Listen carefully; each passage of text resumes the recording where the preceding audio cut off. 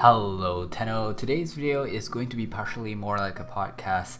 Normally when I make a video, I first decide on a topic, then I do the research, I record and tabulate the results, write the script, record myself, and then record stuff related to the topic that I want you guys to see. Finally, I'll compile everything. This time around, because there's just so many tests that I did without recording, I will be sharing the results verbally with little related visuals. I hope you guys don't mind. This topic is based on a suggestion by which is about empowered blades. Basically everything about it that I can figure out. So here I am giving it a go.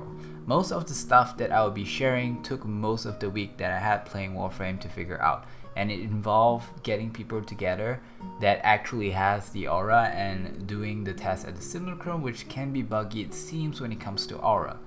So even if the facts are straightforward, I hope you guys appreciate the time spent by me and the guys in Discord research team for doing the facts checking and testing.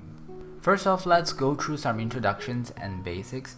Empowered Blade is an aura that you can get from Cetus bounties or killing Freyard's Spectre. Just like other auras, it affects other teammates and it could be stacked if the others were to use one too. Power strength does not affect it at all, and just like most auras, it could work with coaction drift. The aura, according to wiki, gives you extra 60% damage to status effects and 60% status chance on melee charge attack, while draining 90 shields per hit. Status effects damage increases only applies to toxin, gas, heat, and also slash procs. The mod currently does not work with glaive, gunblades, or the Zenistar, useful on warframes with very high shields or with no shields at all like Nidus and Inaros, because there is no shield to be reduced. So that's what wiki has to say about this mod. Okay, now what does the aura really do? Now I know I've been correcting wiki a lot lately, and considering how massive the game has grown, it's hard to keep up with all the changes, and I don't really know what is the relationship between DE and wiki and why are they not in sync. So let's not judge. First of all, damage increase doesn't affect damage types. That doesn't change the normal attack values. For example, corrosive proc is basically just an icon next to the melee damage, and blast just basically causes a knockdown but doesn't really contribute to any changes to that melee damage. So it makes sense when wiki says that it only works with toxic, gas, heat, and slash that has its own damage calculations, but they managed to miss out another status that also has its own damage calculation, which is electricity procs. So yes, it also increases electricity procs, not only toxin, gas, heat, and slash.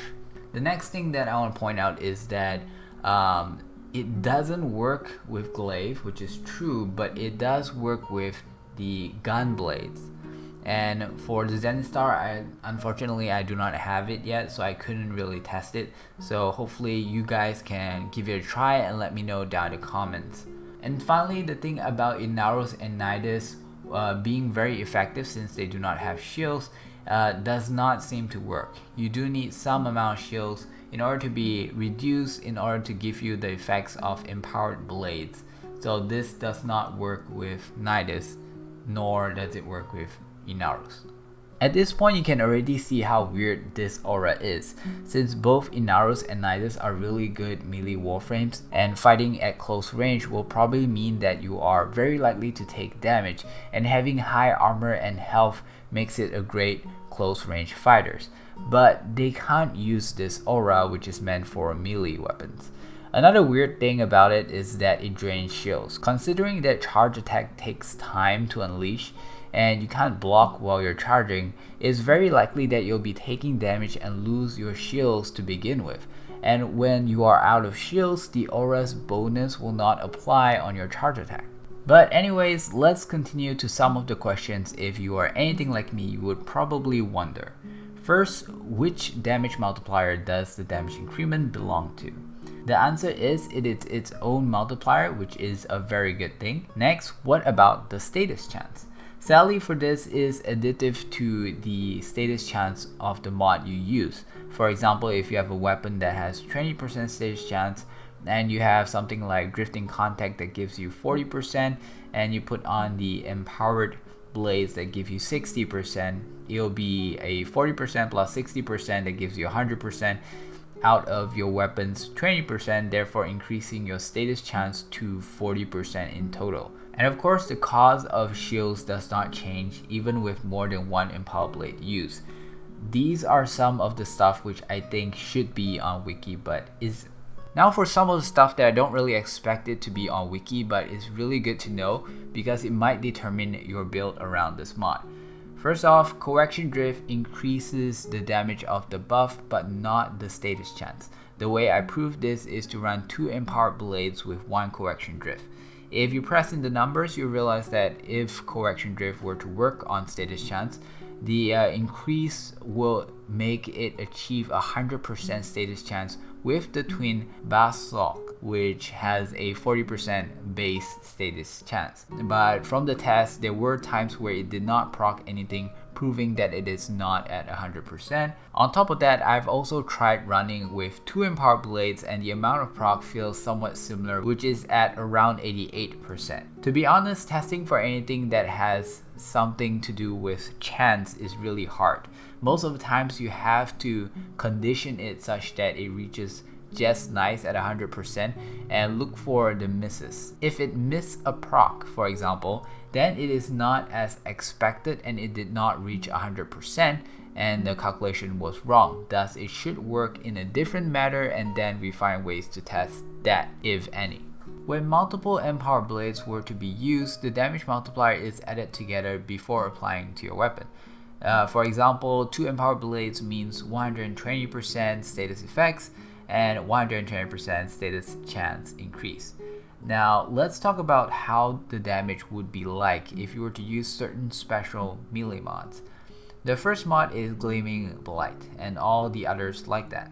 It gives you 100% status chance and it adds just like any other status chance mod. Next we look at Vulcan Blitz, which sadly does nothing.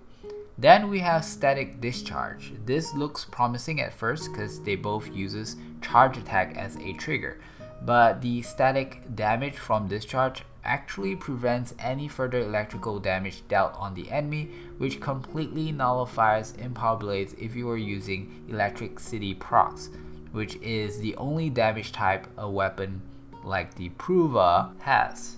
However, if you were to mod it with other elements, you could still use it and use the static for some close range CC.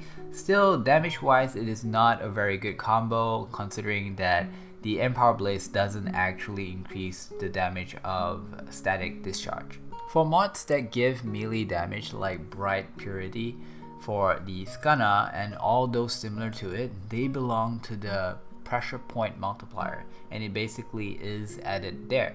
Finally, Hunter's Bonesaw, which according to wiki works as long as the enemy is knocked down, but no matter how hard I tried, the enemy will not get any bonus damage from Hunter's Bonesaw unless it is a ground finisher, which makes wiki's statement again kinda questionable. Since the ground finisher is not a charge attack, there is no benefits of using empowered blades in this case. Okay, back to some facts that's good to know.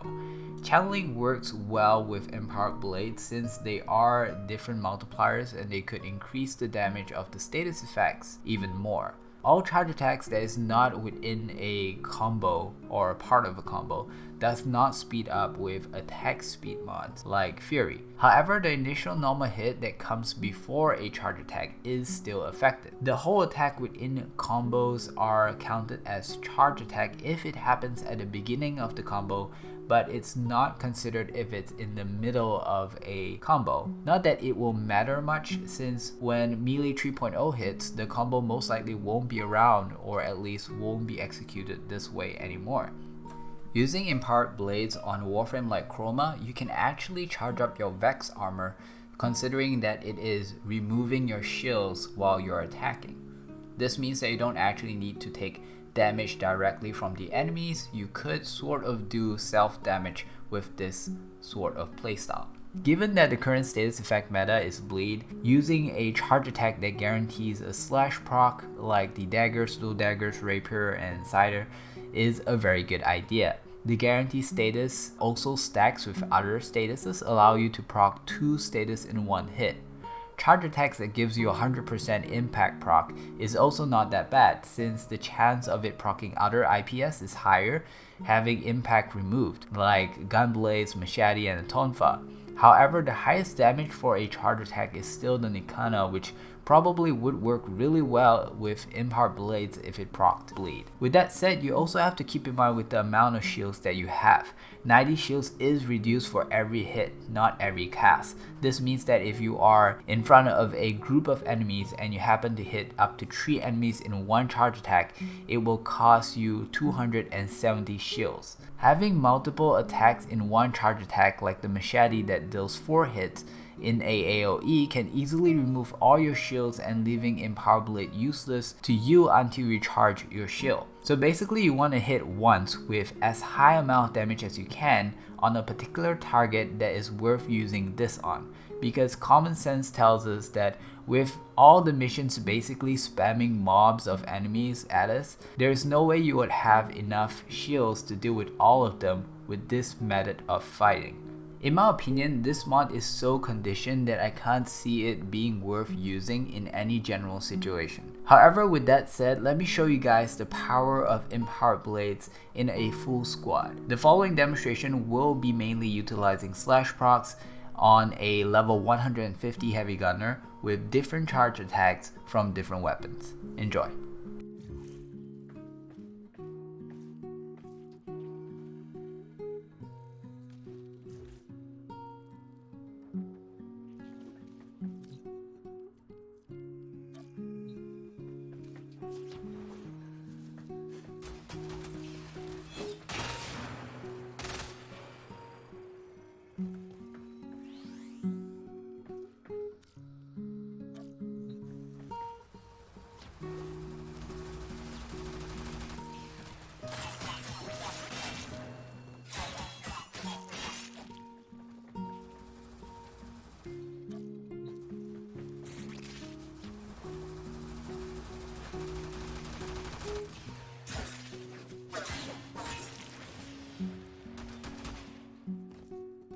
Alright, that is all for this video. Please let me know if there's any interesting ways of using the Empowered Blades that is actually practical in the game down at the comments, or if you have any new ideas with it. I heard someone mention that it works well with the Arcane Exodia Force, but I haven't had the time to give it a try. The reason why I couldn't put any more time in making this video is because of the deadline for the Volt Prime Pack giveaway. My current favorite charge attack is indeed one from the Sparring weapons because it opens enemies to finishers.